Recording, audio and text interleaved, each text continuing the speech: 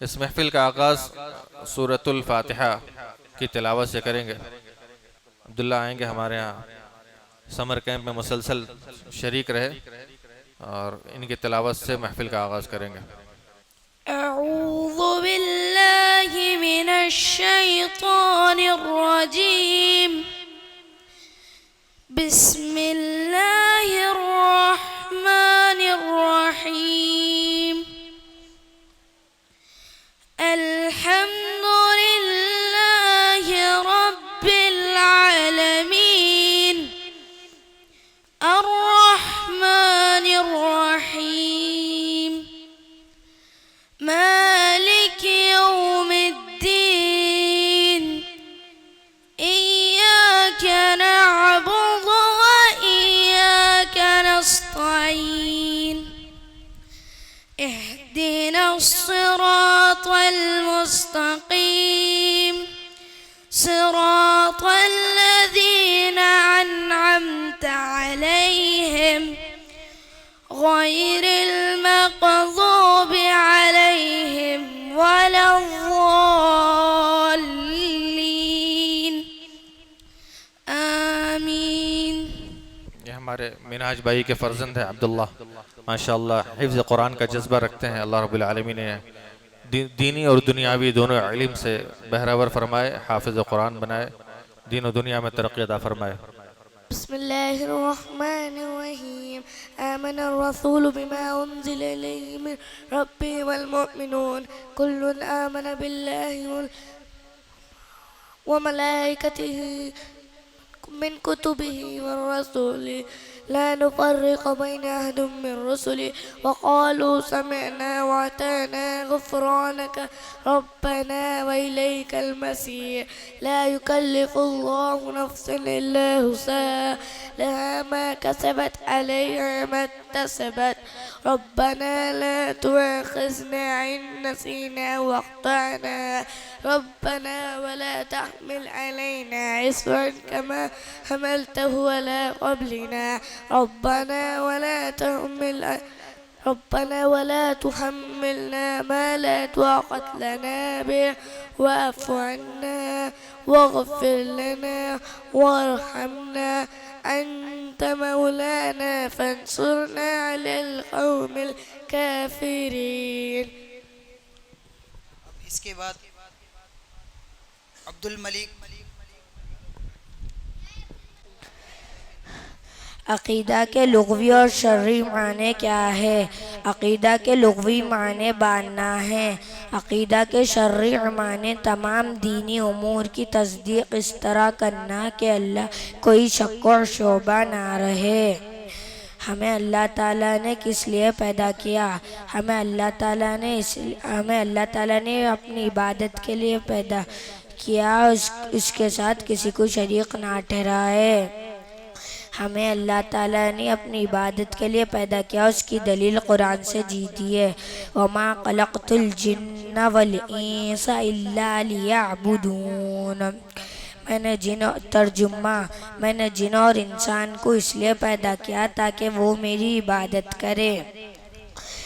ہمیں اللہ تعالیٰ کی عبادت کس طرح کرنی چاہیے؟ ہمیں اللہ تعالیٰ کی عبادت اس طرح کرنی چاہیے جس طرح اللہ کے رسول آپ صلی اللہ علیہ وسلم نے حکم دیا۔ عبادت میں احسان کا کیا مطلب ہے؟ خالص اللہ تعالیٰ کی رضامندی کے لیے عبادت کرنا، عبادت اس ایمان و یقین کے ساتھ کرنا کہ اللہ ہمیں دیکھ رہا ہے۔ عبادت کا مقصد دکھاوا اور دوسروں کے خوشنودیاں نہ ہو بلکہ محض رضا الہی ہو۔ اب اس کے بعد میں عبد المقدم کو بلا رہا ہوں، وہ آئیں گے اور سیرت کے بارے میں بتائیں گے۔ السلام علیکم ورحمۃ اللہ وبرکاتہ۔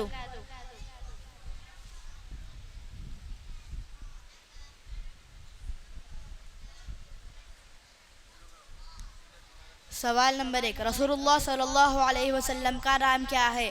رسول اللہ صلی اللہ علیہ وسلم کا نام محمد صلی اللہ علیہ وسلم ہے اور دوسرا نام احمد بھی ہے۔ سوال نمبر 2،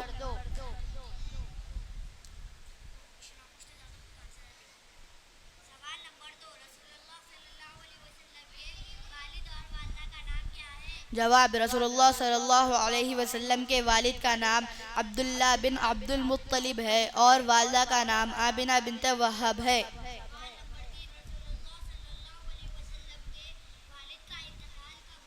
رسول اللہ صلی اللہ علیہ وسلم کے والد کا انتقال اس وقت ہوا جب آپ صلی اللہ علیہ وسلم اپنی والدہ کے پیٹ میں تھے۔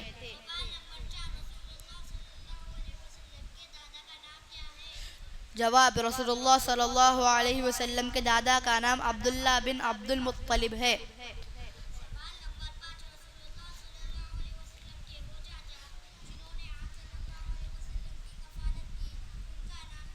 جواب رسول اللہ صلی اللہ علیہ وسلم کے وہ چاچا جنہوں نے آپ صلی اللہ علیہ وسلم کی کفالت کی ان کا نام ابو طالب ہے۔ جواب رسول اللہ صلی اللہ علیہ وسلم 9 ربیع الاول یعنی 20 اپریل 571 عیسوی پیر کے دن مکہ مکرمہ میں پیدا ہوئے۔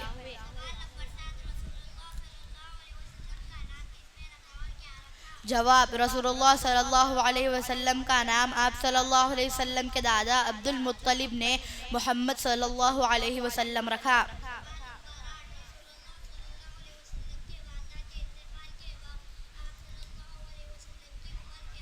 جواب 6 سال۔ اب میں آگے دعاؤں کے لیے میں عبد المقدم کو بلاتا ہوں کہ وہ سوال کریں گے اور عبد المقتدر جواب دیں گے۔ دعائیں دینا۔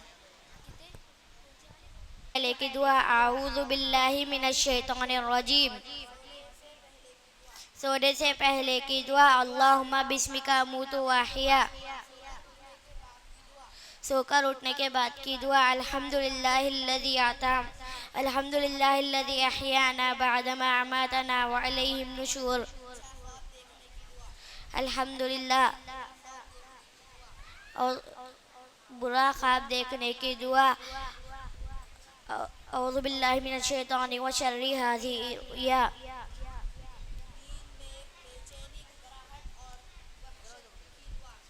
اعوذ بکلمات اللہ التامہ من غضبہ وعقابہ ومن شر عبادہ من ہمزات الشیاطین وان یحضرون۔ بیت الخلاء میں داخل ہوتے وقت کی دعا اللہم انی اعوذ بک من الخبث والخبائث غفرانک۔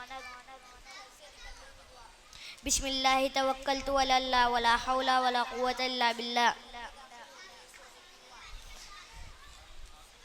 بسم اللہ۔ اللہم بارک لنا فیما رزقتنا وارزقنا خیر منہ بسم اللہ وعلی برکت اللہ۔ الحمدللہ الذی اطعمنا وسقانا وجعلنا من المسلمین۔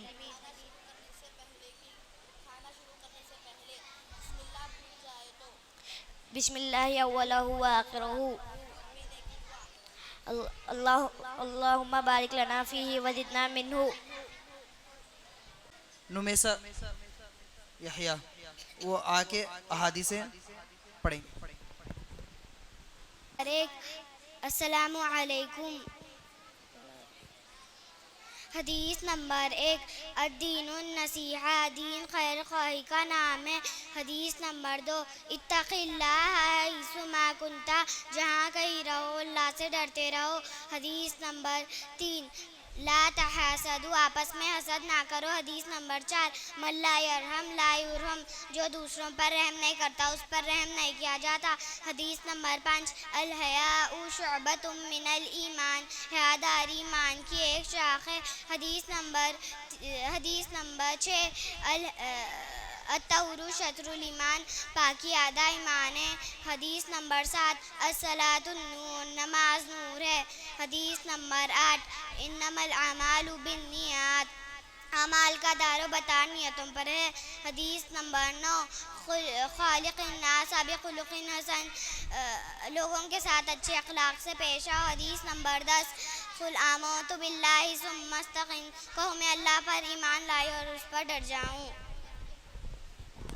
ماشاءاللہ۔ اب اس کے بعد میں 2 بچیوں کو بلاؤں گا، وہ سیرت اور عقیدہ کے سوال و جوابات پیش کریں گے۔ حفصہ فاطمہ اور سیدہ ماہرہ.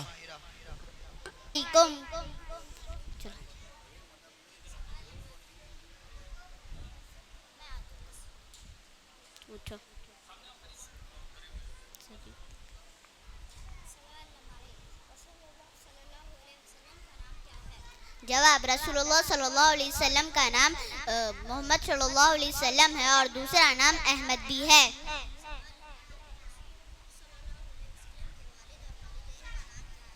جواب رسول اللہ صلی اللہ علیہ وسلم کے والد کا نام عبداللہ بن عبد المطلب ہے اور والدہ کا نام آمنہ بنت وہب ہے.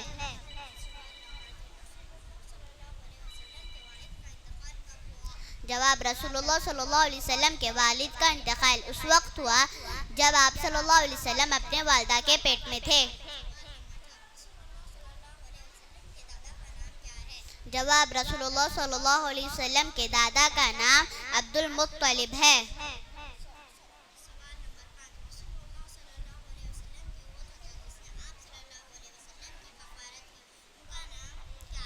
جواب رسول اللہ صلی اللہ علیہ وسلم کے وہ چاچا جنہوں نے آپ صلی اللہ علیہ وسلم کی کفالت کی ان کا نام ابو طالب ہے.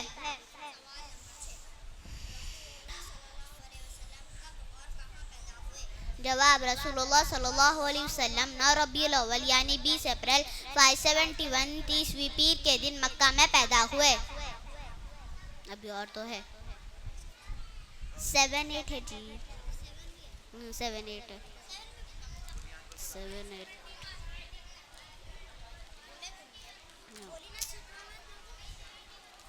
2 ہے یہ.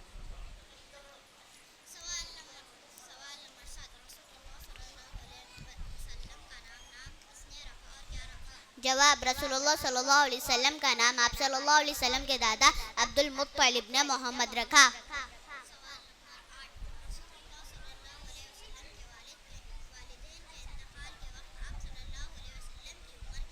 جواب 6 سال.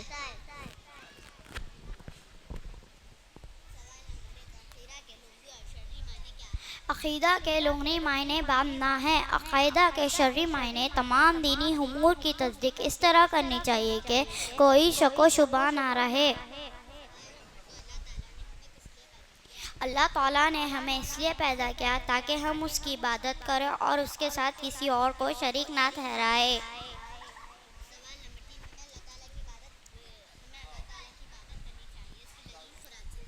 اللہ تعالیٰ فرماتا ہے کہ وَمَا خَلَقْتُ الْجِنَّ وَالْإِنسَ إِلَّا لِيَعْبُدُونَ. ترجمہ: میں نے جن اور انسانوں کو اس لیے پیدا کیا کہ تاکہ وہ میری عبادت کرے.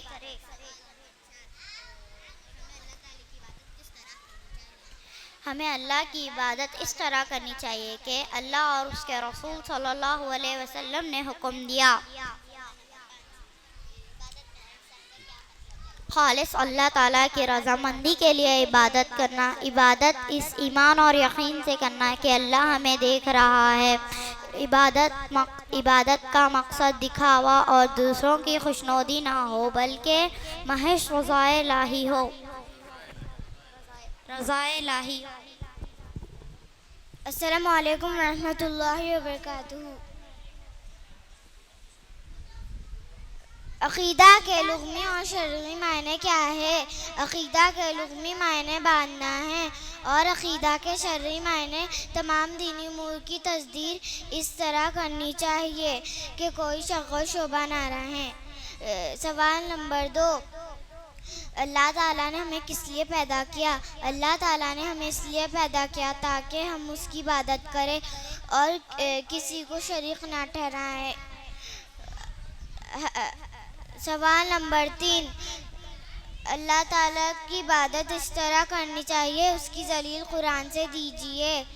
اللہ تعالیٰ فرماتا ہے وَمَا خَلَقْتُ الْجِنَّ وَالْإِنسَ إِلَّا يَعْبُدُونَ.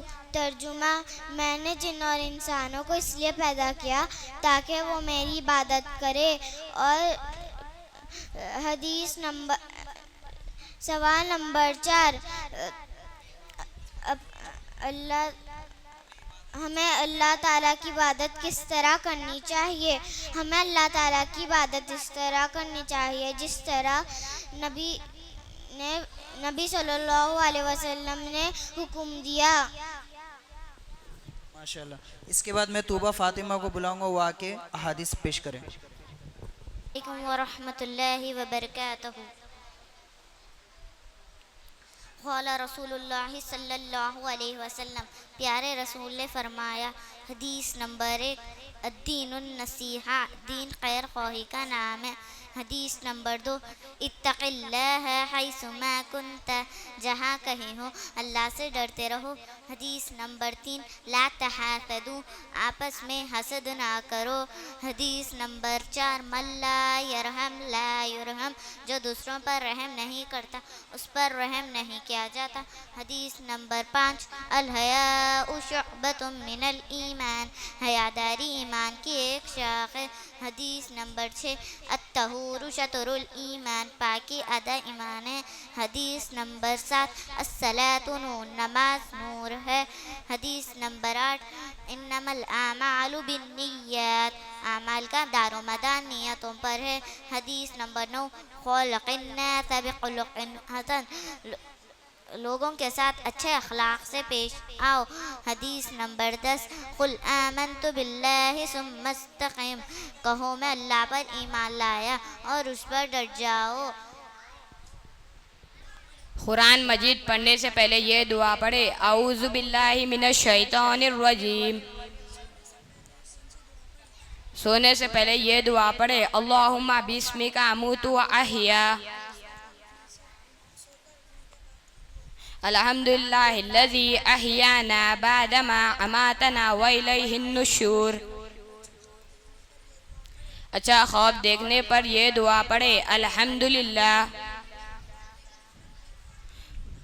برا خواب دیکھنے پر یہ دعا 3 مرتبہ پڑھے، اعوذ باللہ من الشیطان الرجیم۔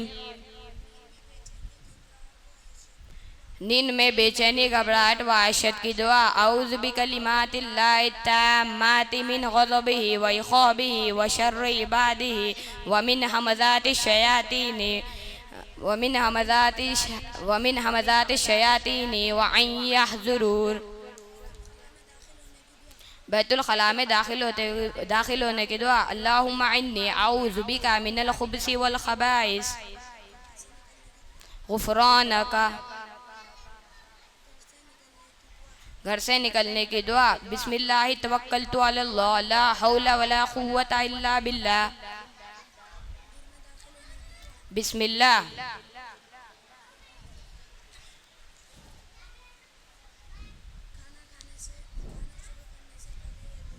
کھانا شروع کرنے سے پہلے یہ دعا پڑھے، بسم اللہ۔ الحمدللہ الذی اطعمنی ھذا ورزقنی من غیر حول منی ولا قوة۔ بسم اللہ اول و آخر۔ دودھ پینے کی دعا، الحمدللہ الذی اللہم بارک لنا فیہ وزدنا منہ۔ جزاک اللہ۔ اللہ۔ اس کے بعد میں آخر میں ارم فاطمہ کو بلاؤں گا، وہ آ کے سورت کی تلاوت کریں۔ السلام علیکم ورحمۃ اللہ وبرکاتہ۔ اعوذ باللہ من الشیطان الرجیم۔ سورہ فاتحہ۔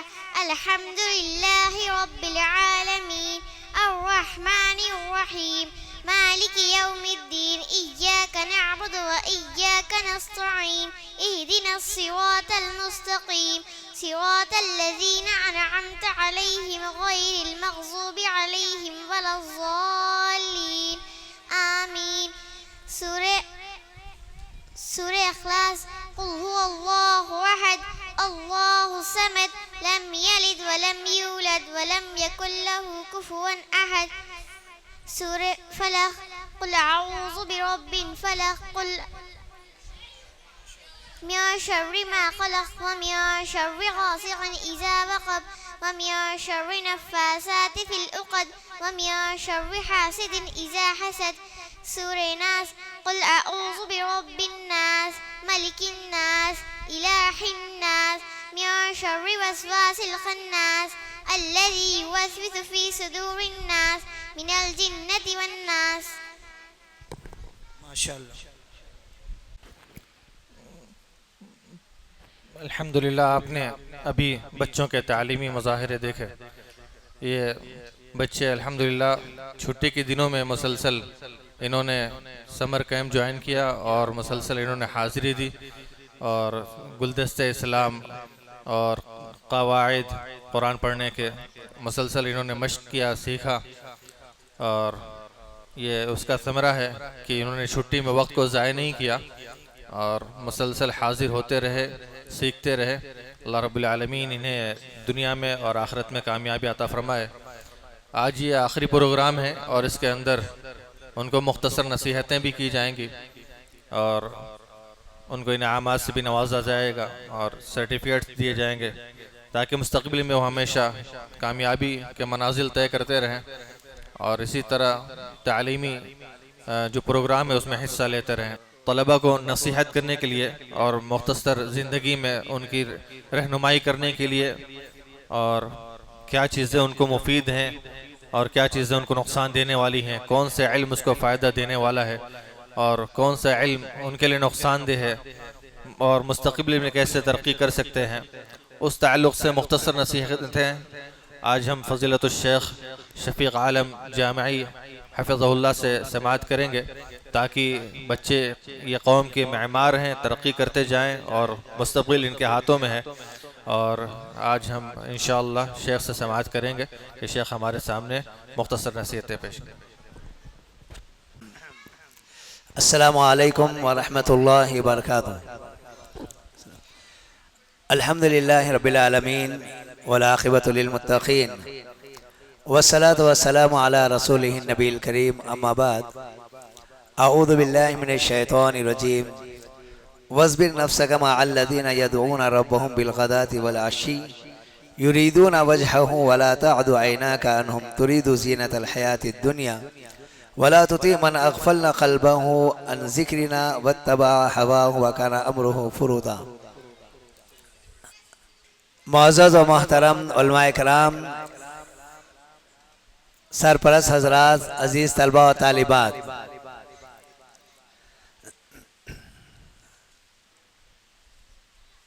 الحمدللہ مسجد ہادہ میں یہ پہلا اسلامی سمر کیمپ رہا جس کا آج اختتامی اجلاس ہے اور یہاں پر گرما کے ان ایام سے فائدہ اٹھاتے ہوئے کمسن طلبہ و طالبات کے لیے اسلامی یہ کورس رکھا گیا جس کے ذریعے انہیں عقیدے، سیرت اور دعائیں، احادیث وغیرہ یاد کرائی گئی. ان طلبہ کے لیے یہ بہت ہی بہترین اور زرین موقع ہے. میں اس موقع پر ذمہ دار حضرات سے یا حاضرین سے مختصر وقت میں کچھ باتیں عرض کروں گا. معزز حاضرین، اس میں اللہ تبارک و تعالی نبی صلی اللہ علیہ وسلم سے فرما رہا ہے وَاصْبِرْ نَفْسَكَ مَعَ الَّذِينَ يَدْعُونَ رَبَّهُمْ بِالْغَدَاةِ وَالْعَشِيِّ کہ اے نبی صلی اللہ علیہ وسلم، آپ اپنے آپ کو ان لوگوں کے ساتھ رکھیے جو صبح اور شام اپنے رب کو پکارتے ہیں اور ان کا مقصد ہے اللہ تبارک و تعالیٰ کی رضا چاہنا. اللہ کی رضا کے لیے وہ اللہ تعالیٰ کو پکارتے ہیں اور آپ ان سے اپنی نظروں کو مت پھیریے. دنیاوی زیب و زینت کے خاطر آپ ان سے اپنی نظروں کو مت پھیریے اور آپ ان لوگوں کی اتباع بھی، اطاعت بھی مت کیجئے جن کے دلوں کو ہم نے ہماری یاد سے غافل کر دیا ہے، اور ان لوگوں کی اتباع بھی مت کیجئے جو اپنی نفسانی خواہشات کی پیروی کرنے والے ہیں. تو یہاں پر اللہ تبارک و تعالی نبی کریم صلی اللہ علیہ وسلم کو اچھے لوگوں کے ساتھ رہنے اور اچھے لوگوں کی صحبت اختیار کرنے کی تعلیم دی ہے. ایسے لوگ جو اللہ تبارک و تعالیٰ کو یاد کرنے والے ہیں، اللہ تعالیٰ کو پکارنے والے ہیں، صبح میں شام میں اللہ کا ذکر کرنے والے ہیں، ایسے لوگوں کے ساتھ اپنے آپ کو رکھیے۔ تو اس سے بات معلوم ہوئی کہ ماحول جو ملے گا، ماحول کا انسانی زندگی پر بہت بڑا اثر ہوگا۔ اگر آپ اپنے آپ کو یا اپنی اولاد کو اچھے ماحول میں رکھنا چاہیں گے یا اچھی تربیت کرنا چاہیں گے تو ان کے لیے ماحول بھی اچھا ہونا بہت ضروری ہے۔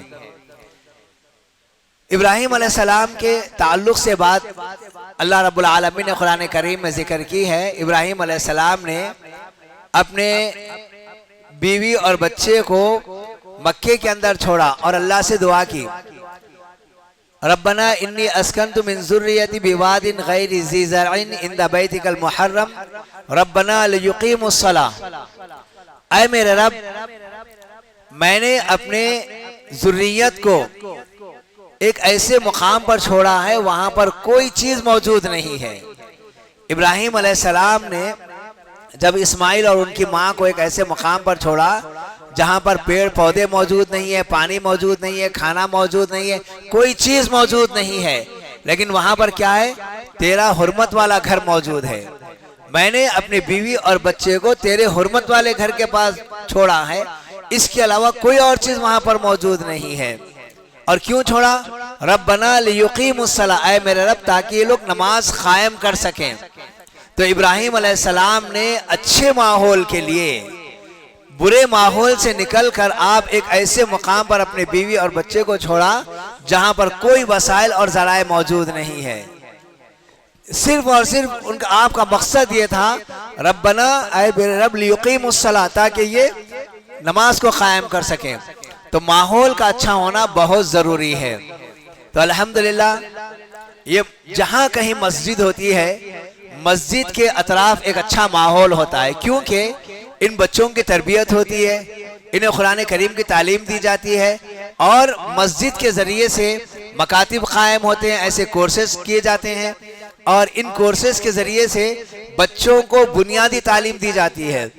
بچوں کو یہ تعلیم دی جاتی ہے کہ وہ اپنے رب کو پہچاننے والے بن جاتے، نبی صلی اللہ علیہ وسلم کی سیرت سے واقفیت حاصل کر لیتے، اور ہمارا جو دین ہے، دین اسلام سے ان کو مختصر طور پر واقفیت حاصل ہو جاتی۔ تو مسجد کے اطراف کا ماحول بہت اچھا ہوتا ہے۔ تو کوشش یہ کرنی چاہیے کہ ہم جہاں تک ہو سکے مسجد کے قریب رہنے کی کوشش کریں تاکہ ماحول اچھا ہو۔ اگر ماحول خراب رہے گا تو خراب ماحول کا اثر انسانی زندگی پر بہت زیادہ ہوتا ہے۔ اللہ کے نبی صلی اللہ علیہ وسلم کی مشہور و معروف حدیث ہے، اللہ کے نبی صلی اللہ علیہ وسلم فرماتے ہیں، کل مولود یولد علی الفطرہ فابواہ یحودانہ او ینصرانہ او یمجسانہ، ہر بچہ اسلامی فطرت پر پیدا ہوتا ہے۔ ہر بچہ چاہے وہ کسی بھی نسل اور رنگ کا ہو اور کسی بھی مقام میں دنیا میں پیدا ہونے والا ہو، وہ عالم ارواح میں رب کی ربوبیت کا اقرار کر کے آیا ہے، اور وہ دنیا میں جب پیدا ہوتا ہے تو اسلامی فطرت پر پیدا ہوتا ہے۔ لیکن غلط ماحول کی وجہ سے فَأَبَوَاهُ يُحَوِّدَانِهِ أَوْ يُنَصِّرَانِهِ أَوْ يُمَجِّسَانِهِ، اس کے ماں باپ اسے یہودی بنا دیتے ہیں، اس کے ماں باپ اسے نصرانی بنا دیتے ہیں، اس کے ماں باپ اسے آگ پرست بنا دیتے ہیں، مجوسی بنا دیتے ہیں۔ تو یہ جو اولاد بعد میں جو تبدیل ہو رہی ہے، ماحول کی خرابی کی وجہ سے یہ تبدیل ہو رہی ہے۔ ماحول کا اثر اس بچے کی زندگی پر پڑ رہا ہے، اور وہ اسلام سے ہٹ کر یا تو یہودیت یا نصرانیت یا مجوسیت اختیار کر رہا ہے۔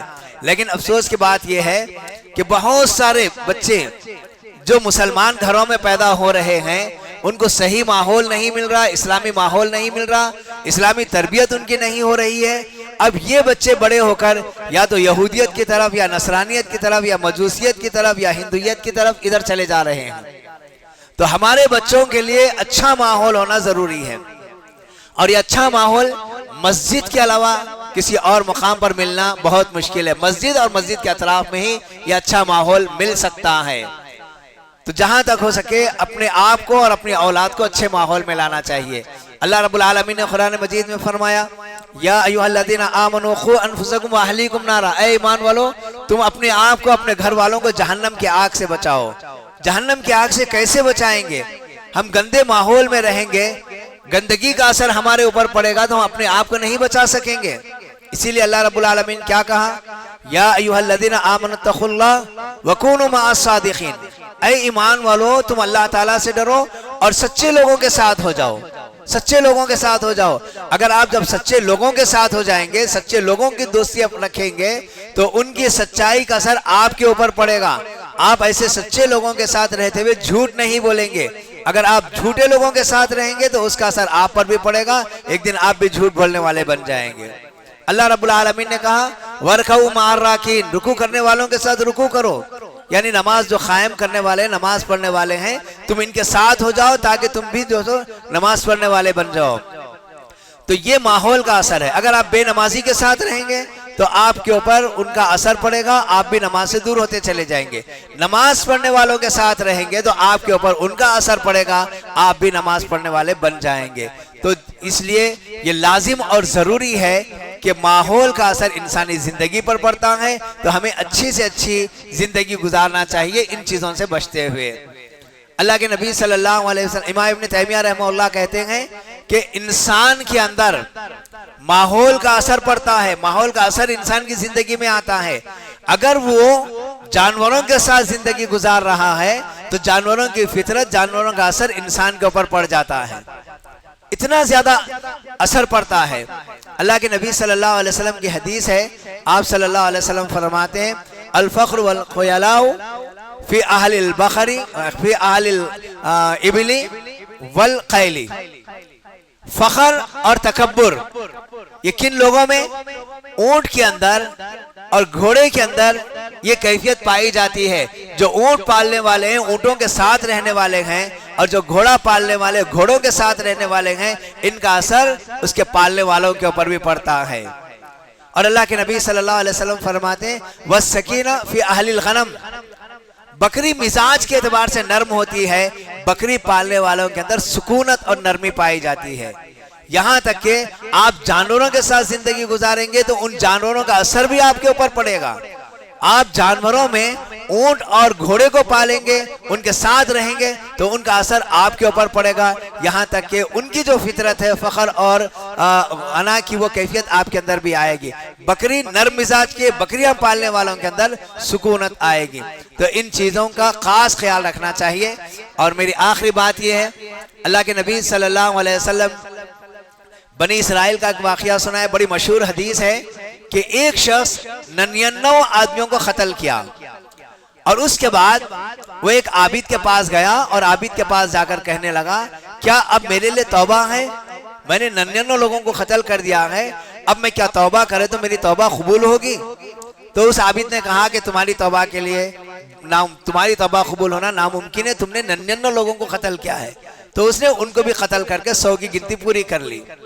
اب اس کے بعد ایک تو یہ کہ اس نے عابد سے سوال کیا، عابد عبادت گزار ہوتا ہے، اسے یہ معلومات نہیں ہوتے، اس نے غلط جواب دے دیا، سوال غلط آدمی سے کیا اور جواب اسے صحیح نہیں ملا، اس کو بھی قتل کر دیا.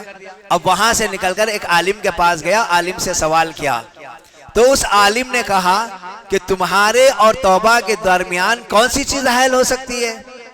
مطلب یہ ہے کہ اگر تم اب بھی توبہ کرو گے تو تمہاری توبہ اللہ قبول کرے گا.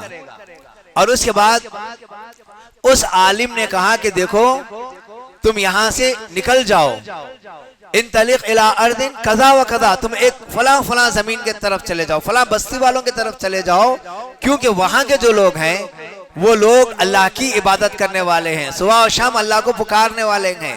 تم جس بستی میں رہ رہے ہو یہاں کا ماحول بہت خراب ہے، غلط ماحول میں تم ہو، غلط ماحول کا اثر تمہارے اوپر پڑا. اب تم توبہ کرنا چاہتے ہو تو ایسی بستی والوں کے طرف چلے جاؤ جہاں کے لوگ اچھے ہیں، جہاں کے لوگ اللہ کی عبادت کرنے والے ہیں، تاکہ تمہارے اوپر ان کا اثر پڑے.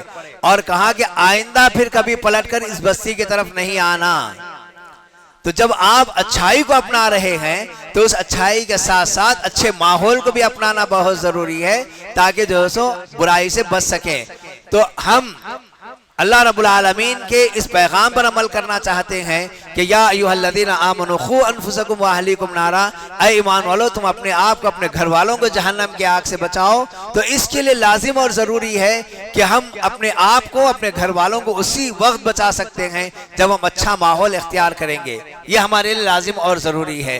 تو الحمدللہ آپ کے اس محلے کے اندر اللہ تبارک و تعالیٰ کا گھر تعمیر ہو گیا، اس سے اچھی جگہ اور کوئی نہیں ہو سکتی، اور اس کے اطراف کے گھر مبارکباد گھر ہیں کہ ان کے لیے یہ مسجد مل گئی ہے، یہاں بہترین ماحول اور یہاں پر خیر کے کام ہوا کرتے ہیں، اور اس کے ذریعے سے آپ اپنے آپ کو اپنی اولاد کو سدھار سکتے ہیں، آپ کا ماحول خوشگوار ماحول بن سکتا ہے، برائی کا خاتمہ یہاں سے ہو سکتا ہے۔ تو اس کے ذریعے سے ہم اچھائی کو اپنائیں، برائی کو دور کریں اور اپنے آپ کی اصلاح کریں۔ یقیناً اللہ رب العالمین ہماری غلطیوں کو معاف کرنے والا ہے۔ اللہ ذوالجلال والاکرام سے دعا ہے کہ اللہ تعالی ہم تمام کو اعمال صالحہ کی توفیق عطا فرما، خیر کو اپنانے کی توفیق عطا فرما، ہر قسم کے شر سے اللہ ہمیں محفوظ فرما۔ اے اللہ ہمیں صالح ماحول نصیب فرما اور برے ماحول سے اللہ ہمیں نجات عطا فرما۔ وآخر دعوانا ان الحمدللہ رب العالمین۔ السلام علیکم ورحمۃ اللہ وبرکاتہ۔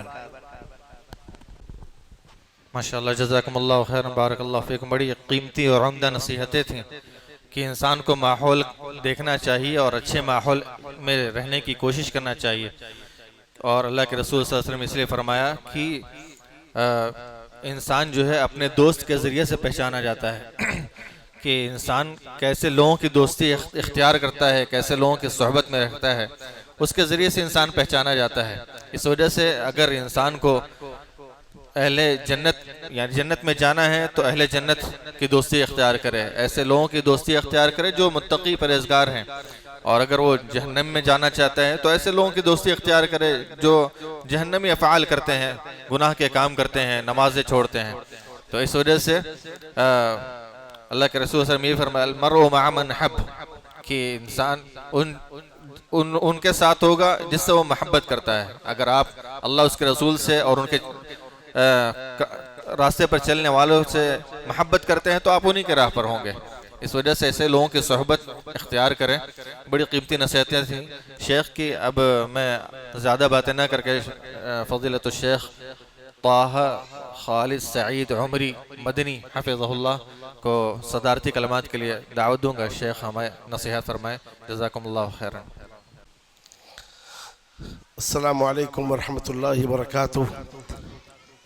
الحمد لله الذي هدانا لهذا وما كنا لنهتدي لولا أن هدانا الله، وأشهد أن لا إله إلا الله وحده لا شريك له، وأشهد أن محمدا عبده ورسوله صلى الله عليه وعلى آله وصحبه وسلم تسليما كثيرا، أما بعد۔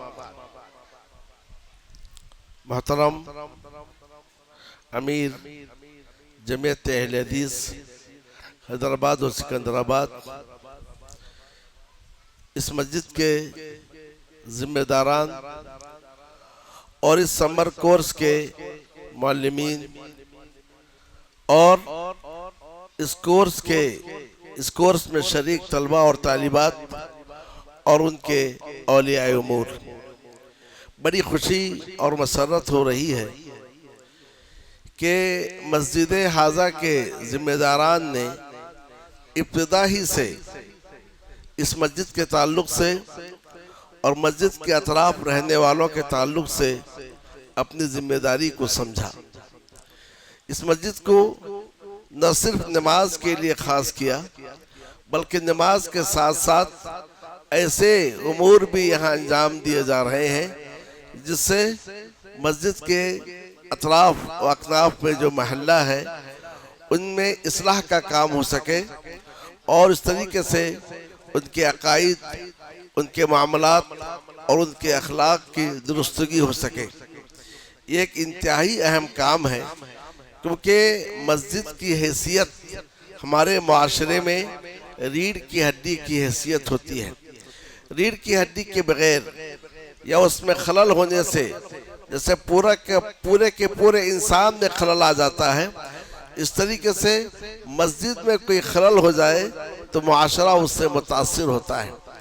میں اس توفیق پر ذمہ داران مسجد حاضہ کو मुबारकबादी पेश करता हूँ और दुआ करता हूँ कि अल्लाह अज़्ज़ व जल उनसे मज़ीद काम ले लिल्लाहियत और इखलास के साथ।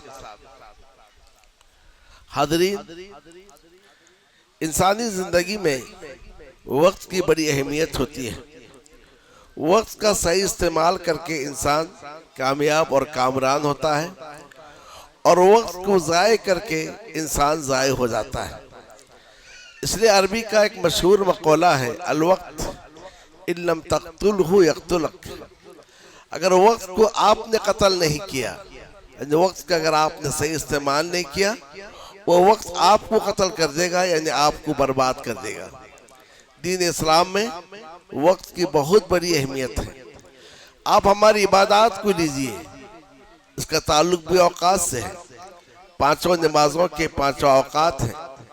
हज का अपना वक्त है, रमजान के रोज़े का अपना वक्त है, सहरी का वक्त है, इफ्तार का वक्त है। बल्कि कुरान मजीद में अल्लाह अज़्ज़ व जल ने इन औकात के मुख्तलिफ हिस्सों की कसम भी खाई है। वल फज्र, फजर की कसम, वद्दुहा, चाश की कसम। तो गोया इससे हम अंदाज़ा लगा सकते हैं कि वक्त की किस कदर इंसानी ज़िंदगी में अहमियत है। अब्दुल्लाह इब्न मसऊद रज़ियल्लाहु ताला अन्हु फरमाते हैं, मा नदिमतु अला शैइन, मैं किसी चीज़ पर इस कदर शर्मिंदा नहीं हुआ, नदमी अला यौमिन, मेरी शर्मिंदगी पर उस दिन पर जिसका सूरज तो डूब गया मगर मेरे नेकियों में कोई इजाफा नहीं हुआ। और हसन बसरी रहमतुल्लाह फरमाते हैं कि हमने असलाफ को देखा कि जिस कदर तुम दराहिम और दीनार के लिए ख्वाहिश रखते हो, तड़प रखते हो, उससे ज़्यादा वो अपने औकात का ख्याल रखते थे। छुट्टी के जो अयाम होते हैं, अगर इनका सही इस्तेमाल नहीं किया जाए और इन अयाम में हमारे बच्चों और बच्चियों की सही रहनुमाई नहीं की जाए और उनके औकात को सही काम में न लगाया जाए, ये छुट्टी के ये अयाम हमारे बच्चों और बच्चियों के लिए कातिल साबित होते हैं। उनके अखलाक को बिगाड़ते हैं, उनके निज़ाम ज़िंदगी को बिगाड़ते हैं। 11 माह तक जो तालीम हासिल किए तो सारे का सारा ख़त्म हो जाता है और फिर नए तौर से तालीमी अय्याम शुरू करने में बड़ी दुश्वारी होती है। सोने का निज़ाम बदल जाता है, जागने का निज़ाम बदल जाता है, खाने का निज़ाम बदल जाता है और इस तरीके से ये बच्चे ज़ाय हो जाते हैं। इसलिए माहिरीन तालीम ख़ास तौर से छुट्टी के अय्याम का ख्याल रखते हैं कि छुट्टी के ये अय्याम ज़ाय न हो और इन अय्याम में इन बच्चों के लिए इस किस्म के कोर्स रखे जाते हैं। लेकिन इस मस्जिद में जो कोर्स रखा गया है इसकी बड़ी अहमियत है। जैसा कि अभी हमने तलबा और तालिबात के मुजाहरे से देखा और सुना कि दीन की बुनियादी बातों की तालीम दी गई जिससे वो अपने रब को पहचान सकें, अपने रसूल को पहचान सकें और जिस मकसद के लिए पैदा किया गया उस मकसद को जान सकें। ये वो उम्र है, इस उम्र में जो बात दिलो दिमाग में बैठ जाती है मरने तक वो चीज़ बाकी रहती है। इस उम्र में ये बुनियादी बातें सिखाते हुए मुझे इस बात की भी उम्मीद है कि यहाँ बच्चों की तरबियत भी की गई होगी, उन्हें अखलाक भी सिखाए गए होंगे। क्योंकि जो दुआएं सिखाई गई हैं, घर से निकलने की दुआ, घर में दाखिल होने की दुआ, खाने की दुआ, खाने से फारिग होने के बाद की दुआ, मस्जिद में दाखिल होने की दुआ, मस्जिद से निकलने की दुआ और इसी तरीके से लोगों के जो हुकूक हैं, बुजुर्गों के जो आदाब हैं, ये सारी बातें बताई गई होंगी। यही इस कोर्स की अहमियत है कि इस कोर्स में दीन की बुनियादी बातें बताते हुए अपने बच्चों और बच्चियों की तरबियत की जाती है। तो नबी अकरम सल्लल्लाहु अलैहि वसल्लम ने फरमाया, निअमतानी मग़बूनुन फ़ीहिमा कसीरुम मिनन नास, 2 नेमतें ऐसे हैं जिसमें अक्सर लोग घाटे में हैं, नुकसान उठाते हैं, धोखे में हैं। वो 2 नेमतें क्या हैं? अस्सहत वल फराग। पहली नेमत सेहत है और दूसरी जो नेमत है फारिग वक्ती, यानी इंसान के पास छुट्टी हो, फारिग औकात हो। तो सेहत का अगर हम सही इस्तेमाल न करें तो कल अगर सेहत बिगड़ जाए, बीमारी आ जाए تو انسان صحت کی حالت میں جس طرح اللہ کی عبادت کرتا ہے، جس طریقے سے اپنے فرائض کو بجا لاتا ہے، بیماری میں ویسا نہیں کر سکتا ہے۔ اور اس طریقے سے جو فارغ الوقت ہے اس کا اگر صحیح استعمال نہیں کریں گے تو انسان بگڑ جاتا ہے۔ اور فارغ وقتی کا سب سے بڑا نقصان یہ ہے کہ انسان غفلت کا شکار ہو جاتا ہے۔ اسی لیے اللہ تعالیٰ نے فرمایا وَلَا تُطِعْ مَنْ أَغْفَلْنَا قَلْبَهُ عَنْ ذِكْرِنَا، آپ اس کی اطاعت نہ کرو جس کے دل کو ہم نے اپنے ذکر سے غافل کر دیا۔ اب انسان فارغ اوقات کا صحیح استعمال نہ کرے، نتیجہ کیا ہے؟ وَاتَّبَعَ هَوَاهُ، اپنے خواہشات کی پیروی کرتا ہے۔ اور آگے وَكَانَ أَمْرُهُ فُرُطًا، اس کا جو معاملہ ہے وہ حد سے آگے بڑھ جاتا ہے۔ کوئی چیز حد سے آگے بڑھ جاتی ہے تو پھر بری ہو جاتی ہے۔ تو لہذا ذمہ داران نے، مسجد نے جو اس اہم مشروع اور پروجیکٹ پر کام کیا اور اس کو اہم سمجھا کہ ہم اس محلے کے بچوں اور بچیوں کے لیے سمر کورس کا انتظام کریں اور ان کے وقت کا صحیح استعمال کریں، اس میں وہ ہم سبوں کی جانب سے دعا کے مستحق ہیں۔ صرف وہ نہیں بلکہ ان کے اولیاء امور، ان کے والدین بھی دعا کے مستحق ہیں کہ انہوں نے اپنے بچوں کے تعلق سے مناسب سمجھا کہ ان کے اوقات ضائع نہ ہو اور ان کے اوقات کا صحیح استعمال کیا جائے۔ اس موقع پر دو تین باتیں کہہ کر میں اپنی بات کو ختم کرنا چاہوں گا۔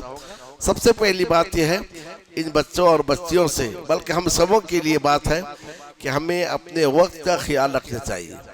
تو گویا جس طریقے سے چھٹی کے ان ایام کو صحیح وقت میں لگایا گیا ہے، اس طریقے سے ہم ساری کی ساری زندگی میں جو ہمارے اوقات ہیں ان کو صحیح کام میں لگائیں۔ ام المؤمنین عائشہ رضی اللہ تعالیٰ فرماتی ہے طوبیٰ لمن ملیت صحیفتہ بالاستغفار، مبارکباد ہے وہ شخص جس کا نام اعمال استغفار سے بھر دیا گیا ہو۔ تو ہمیں چاہیے اپنے اوقات کا صحیح استعمال کریں، خاص طور سے اللہ عز و جل کے ذکر میں صبح تسبیح، تحمید، تقدیس، تکبیر، استغفار، ان سارے چیزوں میں اپنے اوقات کا استعمال کریں تاکہ کل قیامت کے روز پچھتاوا کا سامنا نہ کرنا پڑے۔ تو پہلی بات جو میں اپنے آپ کو اور ان بچوں سے اور بچوں سے کہنا چاہتا ہوں وہ یہ ہے کہ اپنے اوقات کا صحیح استعمال کریں کہ وقت آپ کا ضائع نہ ہو۔ تو اس کے لیے ترتیب دیں کہ کس وقت کیا کام کرنا ہے اور لمحے لمحے کے آپ قدر کریں۔ اور دوسری بات یہ ہے یہاں بہت ساری چیزیں سکھائی گئی ہیں، دعائیں سکھائی گئی ہیں، وضو کا طریقہ، نماز کا طریقہ سکھایا گیا ہے، بڑوں سے کیسے بات کی جائے سکھایا گیا ہے۔ تو اسے اپنی زندگی میں نافذ کریں، کیونکہ پڑھنے کا مقصد، تعلیم حاصل کرنے کا مقصد یہ ہوتا ہے کہ اس پر عمل کیا جائے۔ اور تیسری بات جیسا کہ ہمارے امیر محترم نے کہا کہ اچھی صحبت اختیار کریں۔ المرء علی دین خلیلہ، آدمی اپنے دوست کے دین پر ہوتا ہے۔ فَلْيَنْظُرْ أَحَدُكُمْ مَنْ يُخَالِلُ، تم میں کا ایک شخص دیکھے کہ کس کے ساتھ اٹھتا اور بیٹھتا ہے۔ تو ہم اچھی صحبت اختیار کریں گے تو ہماری زندگی میں اس کے اچھے اثرات مرتب ہوں گے۔ یہ باتیں گرچہ میں ان بچوں اور بچیوں سے کہہ رہا ہوں لیکن حقیقت میں میرے مخاطب ان کے ماں باپ ہیں، اولیاء امور ہیں۔ وہ ان بچوں پر نگاہ رکھیں کہ ان کے اوقات کیسے گزر رہے ہیں، صبح کب اٹھ رہے ہیں، شام کو کب سو رہے ہیں، موبائل کتنی دیر تک وہ دیکھتے ہیں، کس کے ساتھ ان کا اٹھنا اور بیٹھنا ہے۔ تو گویا جب ان پر نگاہ ڈالیں گے، نگاہ رکھیں گے تو ان کے اوقات کی حفاظت کریں گے اور ان سے پوچھیں گے تم کیا پڑھ کے آئے ہو، کھانا کھاتے بسم اللہ پڑھے یا نہیں پڑھے، کھانے کے بعد الحمدللہ کہے یا نہیں کہے، گھر میں داخل ہوتے تو دعا پڑھے یا نہیں پڑھے۔ اس طریقے سے بار بار تاکید کی جائے تو انشاءاللہ اس سمر کورس کا فائدہ حاصل ہوگا۔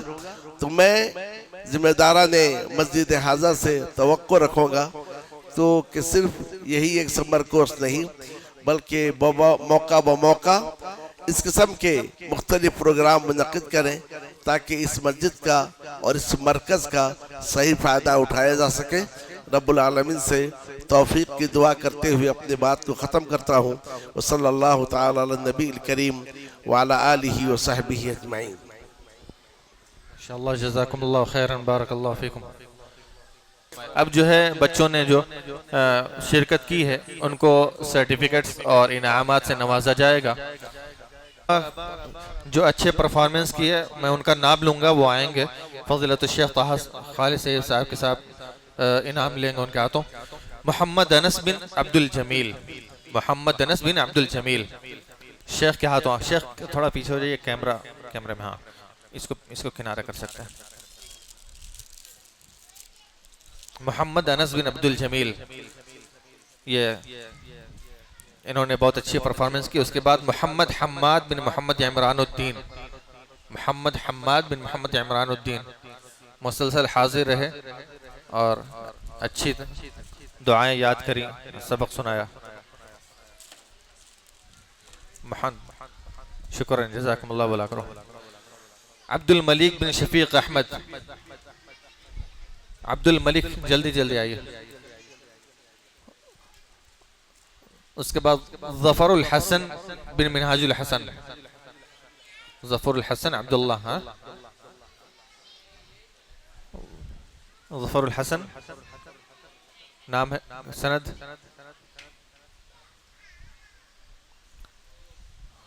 ظفر الحسن. ہاں ارباز اللہ خان، ارباز اللہ خان، یہ ظفر الحسن ہے. آ جاؤ ادھر، اس طرف آؤ، اس طرف. جی سلام کرو. ہاں ارباز اللہ خان، ارباز اللہ خان ہے یہاں پر.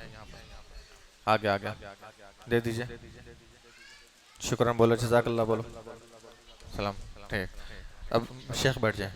بارک اللہ فیکم. اب طالبات میں تقسیم کرنے کے لیے اسناد اور انعامات میں فضیلت الشیخ شفیق عالم صاحب سے گزارش کروں گا. حفصہ فاطمہ بنت برکت علی، حفصہ فاطمہ، ماشاءاللہ بارک اللہ فیہا، اللہ علم نافع عطا فرمائے. وہاں ادھر دیکھو. سیدہ ماہرہ، سیدہ ماہرہ جائیے، انعام لیجئے شیخ. ہاں سلام. طوبہ فاطمہ بنت عبد الوہاب، طوبہ فاطمہ بنت عبد الوہاب. نصیبہ، ہاں ہاتھ میں پکڑ لیجئے صحیح سے. نصیبہ، یہ نصیبہ یحییٰ، محمد یحییٰ. شکرا، جزاک اللہ. رمیسہ، ماشاءاللہ بارک اللہ فیک. ٹھیک ہے، جزاکم اللہ خیر، بارک اللہ فیک.